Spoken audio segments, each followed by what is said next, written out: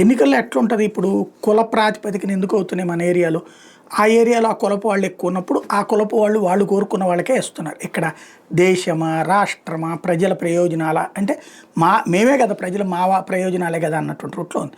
మతపరంగా సేమ్ జరుగుతుంది. అందుకనినే ఈ పరిస్థితి ఇప్పుడు బ్రిటన్లో విప్లవానికి కారణమవుతుంది. పాకిస్తాన్ నుంచి బంగ్లాదేశ్ నుంచి ఇట్లా వచ్చినటువంటి వాళ్ళందరూ ముస్లిం సామాజిక వర్గం అంతా కొన్ని ప్రాంతాలను ఒక పాకెట్స్గా మార్చేసుకున్నారు. అక్కడ ఉన్నటువంటి బ్రిటన్ పౌరులు కూడా ఆ ప్రాంతాలు వదిలిపోయారు. చివరికి అక్కడ పూర్తిగా వాళ్ళదే అయింది. ఆ ఏరియాలో అట్లట్లట్లట్లా వాళ్ళ బంధువుల్ని వాళ్ళ స్నేహితులను వాళ్ళందరినీ అక్కడికి తీసుకొచ్చుకునేటప్పటికి కొన్ని కార్పొరేషన్స్ పూర్తిగా అంటే కొన్ని నగరాలు వాళ్ళ చేతుల్లోకి వెళ్ళిపోయినాయి. ఇదే ఇప్పుడు బ్రిటన్ పౌరులు ప్రశ్నిస్తోంది. చివరికి అక్కడ కనీసం బ్రిటన్ వాళ్ళకి ఎలక్షన్లో పోటీ చేస్తుంటే వెళ్ళి ప్రచారం చేసుకోవడానికి కూడా వీళ్ళే ఉండవు. ఒక్క ఓటు కూడా పడనటువంటి ప్రాంతాలు అవుతున్నాయి.